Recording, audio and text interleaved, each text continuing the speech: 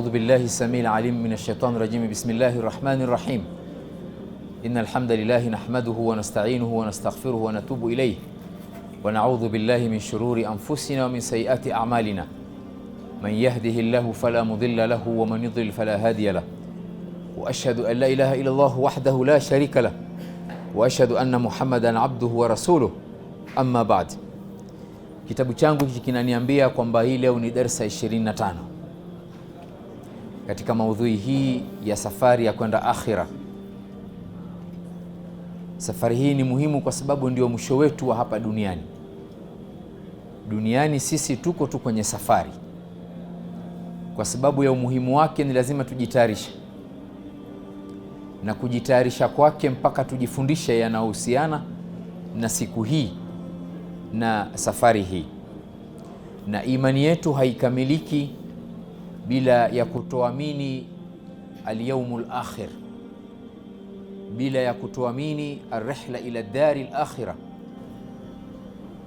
na kuamini siku ya mwisho mpaka mtu aamini kila kitu kilichotajwa ndani yake, tangu mtu akiwa duniani mpaka akiondoka duniani, akiingia kaburini, akianza maisha ya barzakh na yatakayofanyika kule kaburini na kufufuliwa kuenda kwa hisabu. Sisi tuko hapo sasa. Wiki iliyopita tulitaja sifa zetu sisi siku ya Kiyama, kwamba sisi tutafufuka katika hali gani. Mimi sijataja ahwalu yaumil qiyama, vile vituko vitakavyokuwako siku ya Kiyama. Hiyo ni darasa yetu ya wiki inayofuata. Wiki iliyopita tulieleza tu hali zetu sisi. Sisi tutafufuka tukiwa hatuulizani chochote. Baba atamkimbia mtoto wake, mtoto atamkimbia baba yake. Tutafufuka tukiwa tuko tayari kwenda kufichuliwa siri zetu. Tutafufuka tukiwa katika hali ambayo kwamba kila mtu hajui kinachomsubiri mbele, na mambo tuliyotaja wiki iliyopita. Tulipomaliza darsa ya wiki iliyopita, tulitaja kuhusu majina ya siku ya Kiyama. Mwenyezi Mungu Subhanahu wa Ta'ala, si tutaendelea kuanzia hapo kwa sababu ya umuhimu wa jambo hili, masala ya Kiyama. Mwenyezi Mungu Subhanahu wa Ta'ala ametaja takriban mara 28 kwa majina tofauti, tutayaona leo, na kila jina lina maana yake, kila jina lina sababu yake, kila jina lina aya yake. Itategemea na wakati wa darsa hii. Siku hii ni mzito kwa sababu ya mambo manne. Mambo haya manne tutafuatana nayo sasa sisi katika hii safari mpaka tumalize hisabu. Ni kwa sababu ya uadilifu utakaokuwepo siku hiyo. Hapa duniani kuna koti, hapa duniani kuna desturi, hapa duniani kuna mahakama, lakini mahakama ya siku ya Kiyama ni mahakama ya uadilifu mtupu. Uadilifu utakaokuwako, kuna mambo sisi tutayaona na macho na kuna mambo hatutoyaona siku ya Kiyama. Jambo la pili, siku hii ni kubwa kwa sababu ya hukumu zitakazokupitishwa. Mwenyezi Mungu atapitisha hukumu. Kuna hukumu sisi tutaziona zikipitishwa mbele yetu na kuna hukumu hatutaziona. Jambo la tatu, uamuzi wa Mwenyezi Mungu Subhanahu. Mwenyezi Mungu ataamua mambo atakavyo yeye siku ya Kiyama. Jambo la nne ni yale vituko vitakavyokuviona siku ya Kiyama. Hili jambo la nne, yale mambo tutakayokuyaona siku ya Kiyama, ndio darasa yetu ya wiki inayofuata insha Allah Taala. Sisi tulitaja jina la kwanza yaumul qiyama. Jina la kwanza la siku hii ni Mwenyezi Mungu ameita kwenye Qur'ani yaumul qiyama, na imeitwa yaumul qiyama kwa sababu tatu. Sababu ya kwanza ni kwamba sisi tutasimama mbele ya Mwenyezi Mungu Subhanahu. Mwenyezi Mungu anasema kwenye suratul Mutaffifin, liyaumin adhimin yauma yaqumu an-nasu li rabbil alamin. Si kwamba sisi sote tutasimama kwa Mola wa viumbe wote. Jambo la pili ni kwa sababu kuna mashahidi watasimamishwa watolee ushahidi watu ama watolee ushahidi mitume. Mwenyezi Mungu anasema kwenye suratu Ghafir aya 51, inna lanansuru rusulana walladhina amanu fil hayati dunya wa yawma yaqumul ashhad. Na sababu ya tatu ni kwa sababu Mwenyezi Mungu ataweka mizani. Katika stage moja tulileta hapa ile board ya kuonyesha stage 14. Tukirudi kwenye ile board utakuta kwamba kuna stage ya almizan, na hapo Mwenyezi Mungu anasema wanadha'u almawazin. Tukifika huko tutajua, je, mizani ni moja ama kuna mizani nyingi? Tukifika hapo tutajua, sababu Mwenyezi Mungu ametaja kwamba mizani ni moja kwenye Qur'ani na ametaja mizani nyingi. Kwa mfano ni aya wanadha'u almawazin. Mawazin ndio jamu mizan. Kwenye Kiarabu kitu kinakuwa kimoja, vinakuwa viwili na vinakuwa vingi. Sasa mizan jamu yake ni mawazin. Wanadha'u almawazin alqista liyawm alqiyama fala tudhlamu nafsun, mpaka mwisho wa hiyo suratul Anbiya. Mwenyezi Mungu anasema kuhusu yaumul qiyama, suratul qiyama. Kwenye Qur'ani kuna suratul qiyama. Aya ya kwanza Mwenyezi Mungu anasema la uqsimu biyaumil qiyama. Neno la kwenye Kiarabu inamaanisha wewe unakanusha.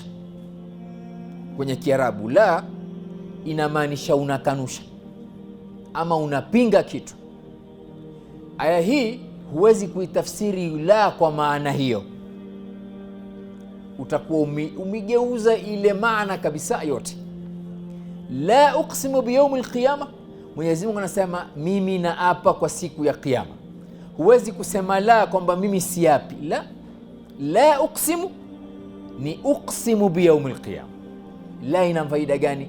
La hapa kwenye lugha ya Kiarabu anasema ni zaida, imezidi, na Allah subhanahu wa ta'ala anajua hikma yake kwa kusema la uqsimu biyaumil qiyama, na tafsiri yake iwe Mwenyezi Mungu anasema mimi naapa kwa siku ya Kiyama.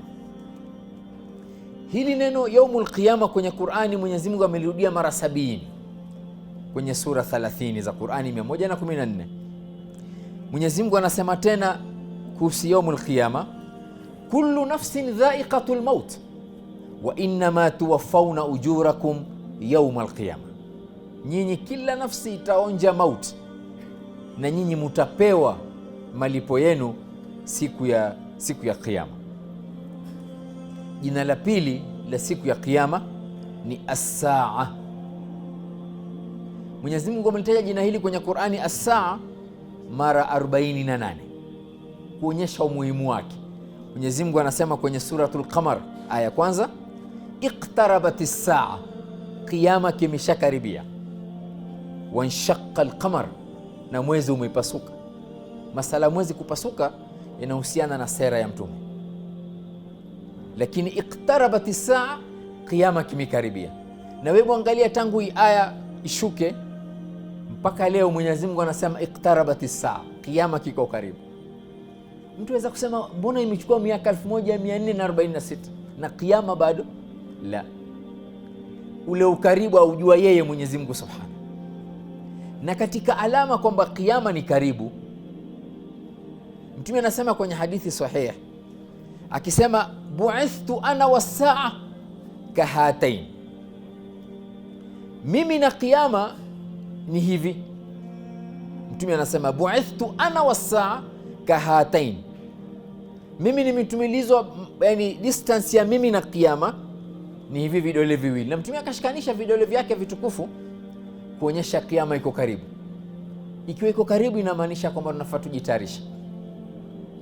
Mwenyezi Mungu anasema tena kwenye suratul Qamar 46, bali saatu maw'iduhum was-saatu adha wa amar.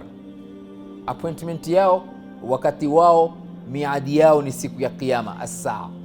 Na kwa nini iitwe as-saa, siku ya Kiyama? Mwenyezi Mungu alipatia jina hili ni kwa sababu Kiyama kikisimama ule wakati as-saa, watu watakuwa hawajui kwamba Kiyama kimesimama, watakuwa hawajajitayarisha Kiyama kusimama. Mwenyezi Mungu akasema as-saa itakuja baghtatan, ghafla, wa hum yal'abun, watu wengine wanacheza na wengine hata wameghafilika, ghafilun, kwamba as-saa, Kiyama kimesimama. Jina la tatu la siku ya Kiyama al-yawmul akhir, siku ya mwisho. Kwenye Kiarabu ile kha ikiwa na kasra, akhir ndio siku ya Kiyama. Ile kha ikiwa na fatha ni siku nyingine. Akhar na akhir tofauti. Al-yawmul akhir ni siku ya mwisho, kwa sababu hakuna tena siku ambayo watu wataishi duniani, na hii siku ndio ya mwisho na ni siku hiyo tu peke yake, na siku hiyo haina usiku. Si tulisema kwamba yaumun aqim, siku ya Kiyama hisabu ikisimama hakuna kwamba kutakuwa magharibi alafu kutakuwa na usiku. Siku hiyo ni hiyo hiyo ndefu mpaka hisabu imalizike. Fariqun fil janna wa fariqun fis sa'ir. Mwenyezi Mungu anasema kwenye suratul Ahzab aya 21, laqad kana lakum fi rasulillahi uswatun hasana liman kana yarju Allaha wal yawmal akhir wa dhakara Allaha kathira. Nyinyi muna ruwaza njema, muna kiigizo chema kutoka kwa mtume, ndio uswatun hasana. Liman kana yarju Allaha, kwa mtu ambaye kwamba anamtarajia Mwenyezi Mungu, wal yawmal akhir, na siku ya mwisho, wa dhakara Allaha kathiran, na akamtaja Mwenyezi Mungu sana. Hapa kuna vitu viwili kwenye aya hii nataka kuvieleza. Jambo la kwanza, Mwenyezi Mungu anasema uswatun hasana fi rasulillahi, uswatun hasana, wala sio qudwatun hasana. Kuna tofauti baina ya uswa na qudwa kwenye Kiarabu. Zote zina maana moja, kwamba unamuiga mtu, lakini uswa Mwenyezi Mungu neno alilotumia ni kwamba unamuiga mtu katika maisha yake yote, na qudwa unamuiga mtu kwenye jambo fulani. Ndio kwenye aya nyingine Mwenyezi Mungu anasema fabihudahu muqtadih, kuhusu mitume wengine. Hawa mitume nyinyi mnataka muwaigize, muwaige. Mwenyezi Mungu hakutumia neno la uswa kule, kwa sababu hatuwezi kuwaiga mitume kwenye maisha yao yote, mitume waliopita. Hatuwezi kumuiga Mtume Isa kwenye mambo ya kuoa wala famili, kwa sababu Isa akitoka duniani hajaoa, hana famili. Akirudi duniani ndio ataoa, atakuwa na familia, atakuwa na watoto. Hatuwezi kumuiga sisi Mtume Suleiman katika umaskini, kwa sababu maisha yake yote Nabii Allah Suleiman ameishi katika hali yake ni mzuri. Ndio kule kwenye mitume Mwenyezi Mungu akatumia neno la qudwa, sio uswa. Lakini kwenye maisha ya mtume peke yake, fi rasulillahi uswatun hasana, kwa sababu sisi tuweza tukamwiga mtume katika maisha yake yote, alipokuwa maskini, alipokuwa tajiri, alipokuwa na watoto na alipokuwa hana watoto, alipokuwa na familia na alipokuwa hana familia, alipokuwa watoto wake wako hai, watoto wake alipofariki, alipokuwa katika vita, alipokuwa katika amani, akilala na akiamka, yale maisha yake yamerekodiwa yote mtume. Ndio hapa Mwenyezi Mungu anasema uswatun hasana. Jambo la pili kwenye aya hii ni ilivyomalizika, wa dhakara Allaha kathira, na akamtaja Mwenyezi Mungu sana. Ni ibada hii peke yake ya kumtaja Mwenyezi Mungu, dhikrullah. Ndio Mwenyezi Mungu kwenye Qur'ani ametumia neno kathir sana. Hakuna wa aqimu salata kathiran wala wa atu zakata kathiran, iko wa dhakara Allaha kathiran. Na wefuata aya za dhikrullah kwenye Qur'ani, wadhakirina Allaha kathiran wadhakirat. Ya ayuha alladhina amanu idha laqitum fi'atan fathbutu wadhkurullaha kathiran la'allakum tuflihun. Aya za dhikrullah kwenye Qur'ani Mwenyezi Mungu ametumia neno kathir kuonyesha kwamba sisi tunatakiwa tumtaje Mwenyezi Mungu sana kwa sababu ya faida yake. Mimi nilitaja faida ya dhikrullah tulipozungumza masala tazkiyatun nafsi, kusafisha nafsi zetu. Kule kuna katika mambo ya kusafisha nafsi kumtaja Mwenyezi Mungu sana, Suratul Ahzab ya 21. Alafu Mwenyezi Mungu anasema katika aya nyingine kuhusu yawmal akhir, wa ila madyana akhahum shuaiban. Madyan walipelekewa mtume Shuaib, faqala ya qaumi ibudullaha warjul yawmal akhir wala ta'thaw fil ardi mufsidin. Mumwabudu Mwenyezi Mungu na muitarajie siku ya mwisho, wala musifanye fasadi katika ardhi. Suratul Ankabut aya 36, aya 36. Al-yawmul akhir kwenye Qur'ani imetajwa mara 26. Kwa hivyo yawmul qiyama mara 70, as-saa mara 48, yawmul akhir mara 26. Haya ndio majina mashuhuri kwetu sisi, lakini majina yanayofuata yaweza kama ni tumeyasikia, nitaeleza maana yake. Jina la 4 ni yaumul hisab, siku ya hisab. Mwenyezi Mungu anazungumza akieleza kisa cha mtume Daud alayhi salam, ya Daud inna ja'alnaka khalifatan fil ardh fahkum baina an-nasi bil haqq wala tattabi' al-hawa fayudhillaka an sabilillah inna alladhina yudhilluna an sabilillahi lahum adhabun shadid bima nasu yawm al-hisab. Mwenyezi Mungu katika aya hii anamwamrisha mtume Daud alayhi salam kwamba awe khalifa wa hukumu watu kwa uadilifu, asitumie hawa. Hawa inaweza ikampoteza mtu akatoa hukumu kulingana na hawa zake akakosea. Kwa sababu nimemtaja mtume Daud na masala ya hisab na masala ya kuhukumu, kuna kisa kinahusiana na mtume Daud na Suleiman, hakihusiki na darasa lakini mimi nakitaja kwa faida. Walikuja watu wawili kwenye jalsa ya mtume Daud, mmoja anamshtaki mwenzake. Akamwambia mtume Daud, huyu bwana ameacha mbuzi wake na kondo wake, wakaingia kwenye shamba langu la mizabibu grapes, na zabibu zilikuwa tayari zinazaa, mimi karibu navuna kwenda kuuza sokoni. Mbuzi wake na kondoo wakaingia kwenye shamba langu, wakala zile zabibu na mizabibu yote. Mimi nataka utuhukumu. Na mtume Sulemani yuko na watu wengine. Nabii Allah Daudi akasema, wewe ambao kwamba shamba lako limiliwa utawachukua hawa mbuzi na kondoo. Daudi akahukumu hivyo. Mtume Suleiman wakati huo hajapewa utume, lakini ameshakuwa baligha, ameshaanza ishara za hikma kutoka kwa Mwenyezi Mungu. Akamuuliza babake kwa adabu na heshima, ya nabii Allah, awa ghaira dhalik, ewe mtume wa Mwenyezi Mungu, kuna hukumu nyingine mbali na hiyo uliyoitoa?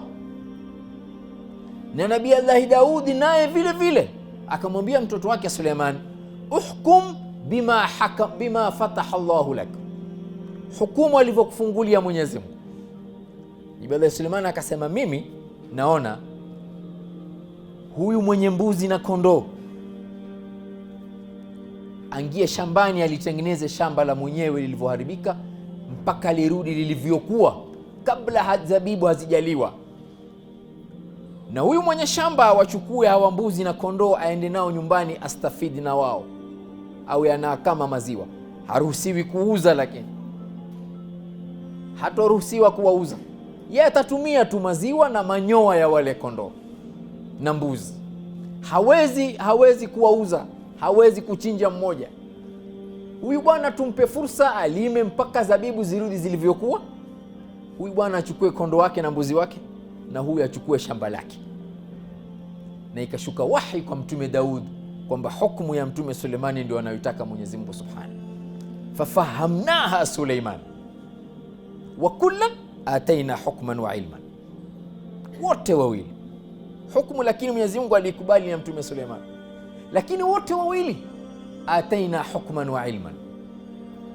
Hii aya ina mafunzo mengi, siku ya baadaye tutakuja kueleza kwa nini Mwenyezi Mungu aseme wa kullan ataina hukman wa ilman. Tukirudi mambo ya siku ya Kiyama, jambo la tano, jina la tano, yaumul ba'th, siku ya kufufuliwa, ndio yaumul ba'th. Mwenyezi Mungu anasema kwenye suratul Rum aya 56, waqala alladhina utul ilma wal iman laqad labithtum fi kitabillahi ila yaumil ba'th fahadha yaumul ba'th walakinakum kuntum la ta'lamun. Mwenyezi Mungu anasema wale ambao kwamba walipewa ilmu na imani walikiwaambia ambao kwamba wanapinga amri za Mwenyezi Mungu, laqad labithtum fi kitabillahi ila yaumil qiyama, nyinyi mumiishi kwenye mawaidha na dini na hukumu za Mwenyezi Mungu Subhanahu. Fahadha yaumul ba'th, hii ndio siku ya ba'th ambayo nyinyi mlikuwa mkikataa. Walakinakum kuntum la ta'lamun, nyinyi mlikuwa hamutaki kujua masala yaumul ba'th. Jina la 6 yaumul qiyama, yaumuddin. Yaumuddin maana yake ni siku ya malipo, sio siku ya dini. Yaumuddin ni siku ya malipo, kwa sababu siku ya Kiyama kutakuwa na malipo. Watu watalipana kwa amali, ndio itakayotumika siku hiyo, ndio pesa za siku hiyo. Pesa duniani hazitasaidia siku ya Kiyama. Malipo ni kwa amal na hasanati na sayiat. Mwenyezi Mungu anasema, hii aya tunasoma kila katika swala, maliki yaumiddin, kwamba Mwenyezi Mungu ndo anaimiliki siku ya malipo. Ya Mwenyezi Mungu anatukumbusha siku ya Kiyama kila tukiswali, kila raka. Mtu akisimama Suratul Fatiha ni wajibu kuisoma katika kila raka. Ndio Mwenyezi Mungu anakwambia maliki yaumiddin, mtu ajue kwamba yeye ndo anaimiliki, kwamba Mwenyezi Mungu ndo anaimiliki siku ya malipo. Jina la saba, yaumul fasl.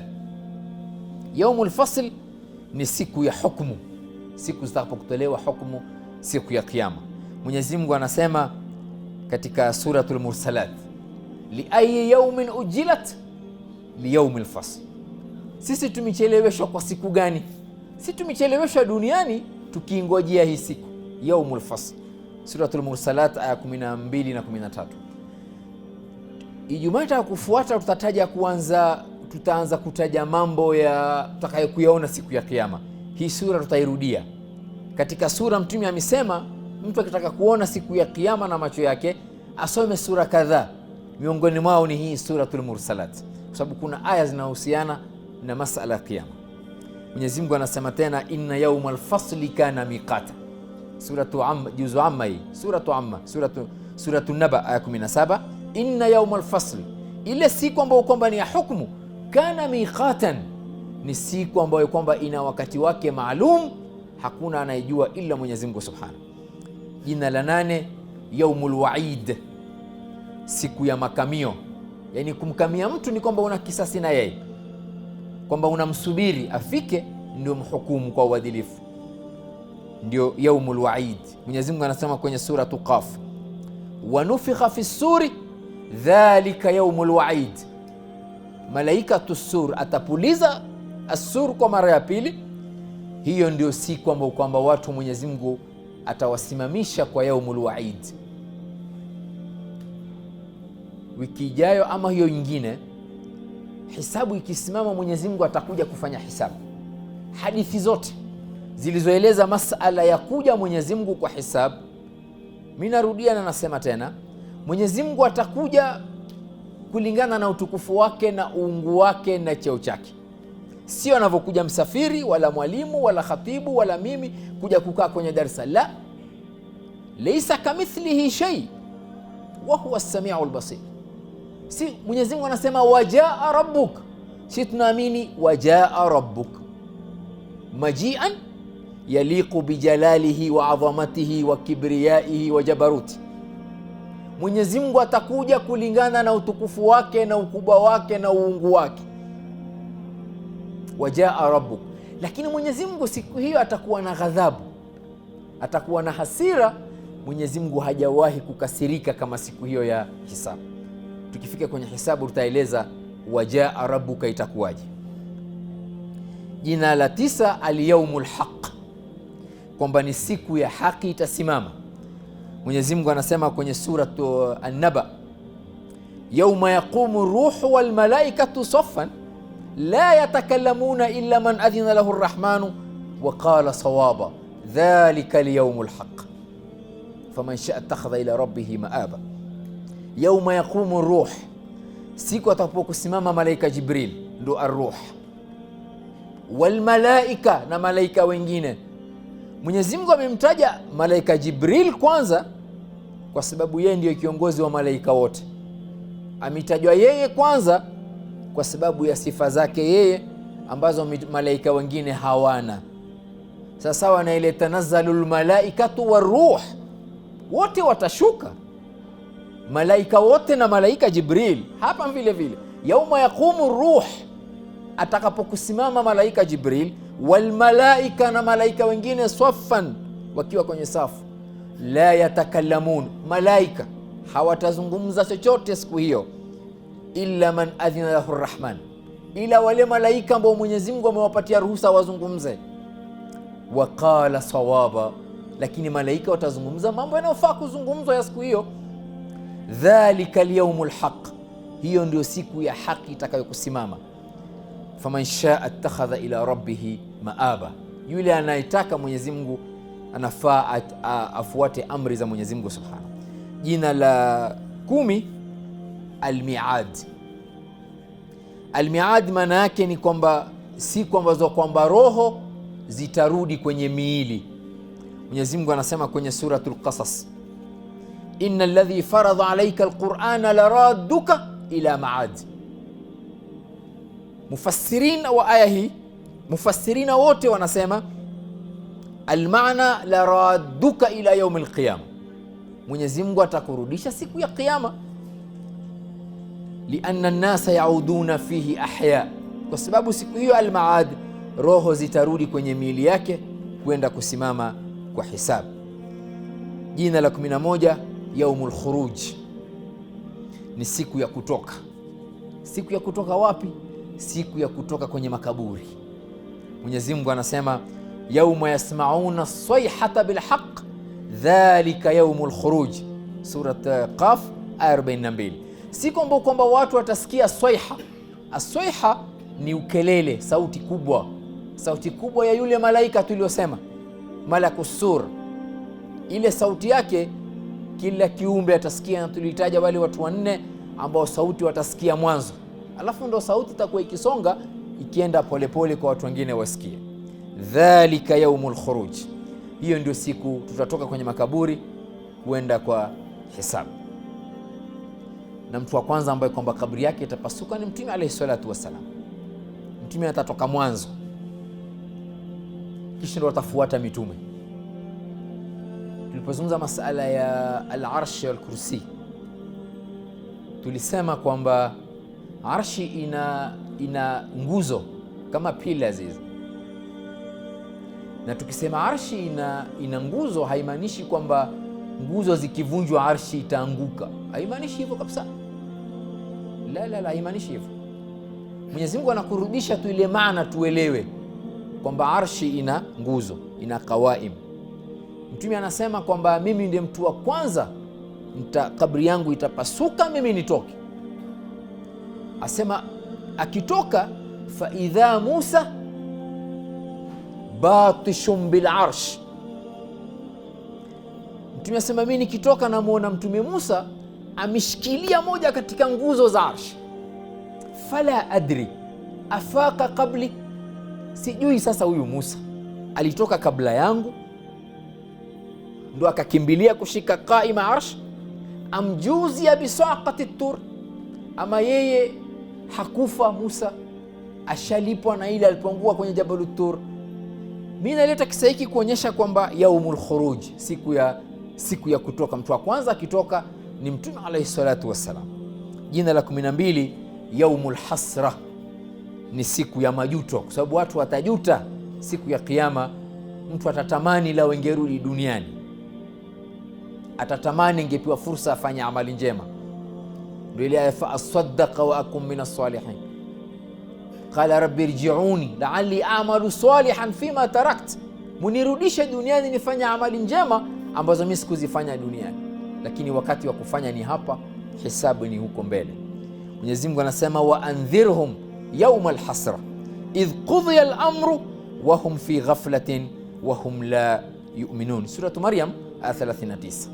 Yaumul hasra, wa hatahadharisha na siku ya majuto, watu watakavyokujuta. Mmoja wao ni yule mtu ambaye tulimtaja kwenye suratul Furqan, mtu aliyekuwa jirani ya Mtume, dawa fresh anaambiwa na Mtume kila siku. Asilimu akamsikiliza Abu Jahil. Abu Jahil anamwambia usimsikilize Muhammad, mimi namjua kushinda wewe, huyu ni mkadhabu, usimsikilize. Na yule bwana akafuata maneno ya Abu Jahil, akaaga dunia, hakumsikiliza Mtume, hakutamka shahada. Mwenyezi Mungu ametuambia yaumul hasra ya huyo bwana, wa yauma ya'adhu dhalimu ala yadayhi, siku dhalim alijidhulumu nafsi yake ndo akapewa dhalim, jina la dhalim. Mtu akijuta nauma kidole kimoja, lakini Mwenyezi Mungu asema wa yauma ya'adhu dhalimu ala yadayhi, mikono yake yote miwili atauma. Yaqulu ya laitani ittakhadhtu ma'a ar-rasuli sabila, natamani ningemfuata Mtume. Ya laitani lam attakhidh fulanan khalila, kama ningejua nisingemfuata Abu Jahil. Kwa nini? Laqad adhallani an adh-dhikri ba'da idh ja'ani, Abu Jahil ndio alinipoteza baada ya Mtume alikuwa jirani yangu. wa kana shaitanu linsani khadhula, shaitani siku zote anamwacha mtu dakika za mwisho. Huyu alimsikiliza Iblis na Abu Jahl akawa ni mwenye kupotea. Yaumul hasra, siku ya jina la 14. Yaumul jamaa, ni siku ya watu kukusanywa.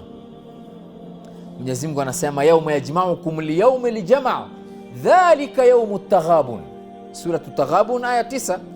Hiyo ni siku ambao watu watakusanywa, ni siku ambao kwamba wale watu wabaya watapata hasara, ndo yaumu taghabun. Hapo ndo tunapata jina la 14 yaumu taghabun. Hii aya ina majina mawili, yaumul jamaa na yaumu taghabun. Jina la 15 yaumu talaqi, ni siku ya kukutana na yeye Mwenyezi Mungu Subhana. Mwenyezi Mungu anasema rafi'u darajati dhul arshi yulqi ruha min amrihi ala man yasha min ibadihi liyundhira yawma at-talaq yawma hum barizuna la yakhfa ala Allahi minhum shay liman al-mulku al-yawm lillahi al-wahid al-qahhar. Suratu Ghafir aya 15 na 16, kwamba siku hiyo rafi'u darajat, Mwenyezi Mungu ataziinua daraja na yeye ndo anayemiliki arsh. Yulqi ruha min amri, yeye ndo anatoa amri ya ruh iingie kwa kiumbe. Ala man yashau min ibadihi liyundhira yawma at-talaq, ili mtu akumbuke kwamba kuna siku ya kwenda kukutana na Mwenyezi Mungu. Liman yawma hum barizun, siku utakuwa wazi mbele ya Mwenyezi Mungu. La yakhfa ala Allahi minhum shay, hakuna kitu ambacho kwamba kitafichika mbele ya Mwenyezi Mungu. Liman almulku alyawm, ufalme ni wa nani siku hiyo? Lillahi alwahid alqahhar. Jina la 16 yaumul azifa, siku ambayo kwamba imekaribia, ndio alqariba. Mwenyezi Mungu anasema kwenye Qur'ani azifatil azifa laysa laha min dunillahi kashifa, kiyama kimeshakaribia na hakuna mtu atakizuia siku ya kiyama isitokee. Suratu Najm aya 57 na 58. Jina la 17 yaumut tanadi, siku ambayo kwamba watu wataitana kwa sababu nyingi. Mwenyezi Mungu anasema hapa wa ya qaumi inni akhafu alaykum yawma at-tanad yawma tuwalluna mudbirin ma lakum min Allahi min asim wa man yudhlilillahu fama lahu min had. Aya hizi zinahusiana na mu'min ali Firaun, yule mtu ambaye kwamba aliificha imani yake, lakini alikuwa amemwamini Mtume Musa kwa siri. Ni mtu wa kasri ya Firaun, na wanavyoni wa tafsiri wanasema ni mtu karibu na familia Firaun. Alimwamini Musa kwa siri. Mwenyezi Mungu alimtayarisha mtu huyu kuja kumwokoa Musa kipindi kigumu katika maisha yake. Lakini aya hizi zinakuja kueleza ishakuwa sasa shajulikana pale kwenye kasri, watu wameanza kumsema kwamba pengine amesilimu, amemfuata Mtume Musa, mbona anamsaidia Mtume Musa, tumewaona mahali fulani na Mtume Musa. Ndio sasa ilipotolewa amri kwamba Musa auliwe, ndio huyu bwana akasimama akasema ataktuluna rajulan an yaqula rabbi Allah, nyima muua mtu anayesema Mwenyezi Mungu ni mmoja. Ukifuata aya hii zimefuatana ya qaumi ya qaumi ya qaumi mara 6. Hapa anamwambia wa ya qaumi inni akhafu alaykum yawma at-tanad, mimi nawaogopea siku mtakwenda kuitana nyambo mko hapa. Hamumwamini Mtume Musa, mtatafutana siku ya kiyama musaidiane. Yawma tuwalluna mudbirin, siku mtakimbiana, lakini ma lakum min Allahi min asim, hakuna atakaye kuhifadhi na hukumu ya Mwenyezi Mungu. Wa man yudhlilillahu fama lahu min hadi, na yule ambaye kwamba atapotezwa yeye mwenyewe atakuwa ameamua kupotea. Fama lahu min hadi, hakuna mtu mwingine atakaye kumuongoza. Jina la 18 alhaqa. Alhaqa maana yake ni kwamba ni tukio la haki. Mwenyezi Mungu anasema kwenye suratul Haqa aya 1 ya kwanza mpaka aya 3, alhaqatu malhaqa wama adraka malhaqa. Mwenyezi Mungu ameapa na siku ya kiyama. Jina la 19 maarufu kwetu sisi as-swakha. Mwenyezi Mungu anasema kwenye suratu Abasa fa idha jaat as-swakha. As-swakha maana yake ni sauti yenye kuumiza masikio. Ile siku ya kiyama sauti itakayokuwako ni siku ambayo kwamba itaumiza masikio. Mwenyezi Mungu anasema hiyo fa idha jaat as-sakha. Jina la 20 at-tammatul kubra. At-tamma ni balaa kubwa, ndio at-tamma. Al-kubra lakini ile balaa ni balaa kubwa. Tutakapofufuka ni hivyo na hesabu ni hiyo, na Mwenyezi Mungu anasema kuna balaa nyingine na wasubiri, at-tammatul kubra. Mwenyezi Mungu anasema kwenye suratul Naziat aya 34, fa idha jaat tammatul kubra, siku itakapokufika ile balaa kubwa, mpaka mwisho wa aya. Aya hizi tumezisikia sana kwenye swala. Jina la 21 al-ghashia. Al-ghashia maana yake ni moto utakao kuwafinika nyuso za wale waliokataa amri za Mwenyezi Mungu, ndio al-ghashia. Mwenyezi Mungu anasema kwenye suratul Ghashia ya kwanza, hal ataka hadithul ghashia. Je, anaulizwa Mtume, we ushapata habari za siku ya kufinika? Utakuja moto uwafinike nyuso za wale mushrikini. Siku moja Mtume usiku alipita kwenye nyumba ya mama anaswali, akawa anazisoma hii sura. Mtume anapita kwenye dirisha akasikia mama anasoma hal ataka hadithul ghashia. Mtume akasimama akashika ule ukuta, aya zilikuwa zimemuathiri Mtume. Mtume pale pale akamwambia Mwenyezi Mungu, naam atani hadithul ghashia, kweli mimi habari zimenijia siku ya Kiyama. Ni kisa kirefu, tutakieleza siku yake. Jina la 22 alfazaul akbar. Alfazaul akbar ni siku ambayo kwamba itababaisha watu watababaika na siku hiyo ya alfaza. Mwenyezi Mungu anasema la yahzunuhum alfazaul akbar, kuna watu siku ya Kiyama hawatoogopa, watakuwa wako sawa sawa wao. Watatalaqahum almalaika, malaika wanawasubiri, hadha yaumukum alladhi kuntum tuadun, hii ndio ile siku mlikuwa mnaahidiwa kuingia janna. Mimi nilipotaja kuhusu dunia nilieleza vipi mtu ataishi duniani. Nilipozungumza kuhusu masala ya mauti tulieleza kuhusu vipi mtu atapata husnul khatim. Tulipoingia kaburini mimi nilieleza mambo ya kuhifadhiwa mtu na adhabul qabr. Jambo la 4 ilikuwa ni masala ya nafkhu fi sur. Jambo la 5 ni hili la hashr, la kufufuliwa. Kabla hajaenda kwenye hisabu, mimi nitataja mambo ambayo kwamba mtu akiyafanya siku ya Kiyama asiogope. Kuna mambo kadhaa yametajwa kwenye Qur'ani na hadith, lau utakuwa nayo mambo hayo siku ya Kiyama utaambiwa hivyo, la yahzunuhumul fazaul akbar, siku ya Kiyama hakuna kuogopa. Hiyo suratul Anbiya aya 23, jina la 23 alqari'a, yani ni msiba utakao kugonga nyoyo. Mwenyezi Mungu anasema alqari'atu malqari'a wama adraka malqari'a. Alqari'a maana yake yale mambo atakao kuwako siku hiyo, nyoyo zetu zitagongana. Jina la 24 alyawmul maw'ud, siku ambayo kwamba imeahidiwa itakuja.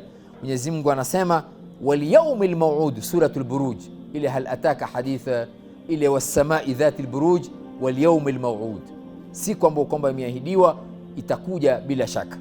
Jina la 25 alwaqi'a, ni siku tukio la Kiyama, ndio maana alwaqi'a. Mwenyezi Mungu anasema idha waqa'atil waqi'a, siku itakayoshuka lile jambo la tukio la siku ya Kiyama. Jina la 26 alwa'dul haqq, ni ahadi ya kweli kutoka kwa Mwenyezi Mungu Subhanahu. Mwenyezi Mungu anasema kwenye suratul Anbiya waqtaraba alwa'dul haqq, imekaribia ahadi ya Mwenyezi Mungu ya haki. Fa idha hiya shakhisatun absaru alladhina kafaru, wale kufaru wakitoka kwenye makaburi macho yao yatafunguka sana kwa yale watakayokuyaona. Tataja wiki inayofuata nini tutaona sisi. Fa idha hiya shakhisatun absaru alladhina kafaru ya wailana qad kunna fi ghaflatin min hadha, ole wetu, tumepata hasara sisi, tulikuwa tumeisahau siku hii. Bal kunna dhalimin, sisi tulijidhulumu nafsi zetu. Jina la 27 alwaqtul ma'lum, ni siku maalumu iliyowekwa jambo hili litokee. Mwenyezi Mungu anasema kwenye suratul Hijr, qala rabbi fanzirni ila yawmi yub'athun qala fa innaka minal mundharin ila yaumi lwaqti lmaalum, kuhusu kisa cha Iblis kwamba amepewa wakati mpaka yaum almaalum. Jina la mwisho yaumul fath. Yaumul fath si siku ya fath. Yaumul fath ni siku ya kuhukumiwa viumbe. Mwenyezi Mungu anasema kwenye suratu Sajda aya 29, qul yaumal fathi la yanfa'u alladhina kafaru imanuhum wa hum la yundharun. Siku hiyo yaumul fath ni siku ya kuhukumiwa, wale waliokufuru imani zao hazitowasaidia chochote, wala hum yundharun, wala hawatopewa tena fursa kwenda kufanya amali nyingine. Haya ndio majina 28 ambao kwamba nimeweza kuyaeleza kwa ufupi kuhusu siku ya Kiyama. Baada ya kumaliza majina haya, sisi tuko tayari kufufuka sasa. Inshallah ni Ijumaa itakufuata, tukitoka kwenye makaburi tutaona nini? Haya ndio mazungumzo yetu ya wiki inayofuata. Kabla sijaifunga darasa, mimi leo nataka nimpatie fursa ndugu yetu mmoja hapa. Huyu bwana ndio anayesimamia msikiti wa GSU kule Embakasi. Mpaka hapo inatosha. Na amekuwa akifuata hizi durusi zetu kwa muda.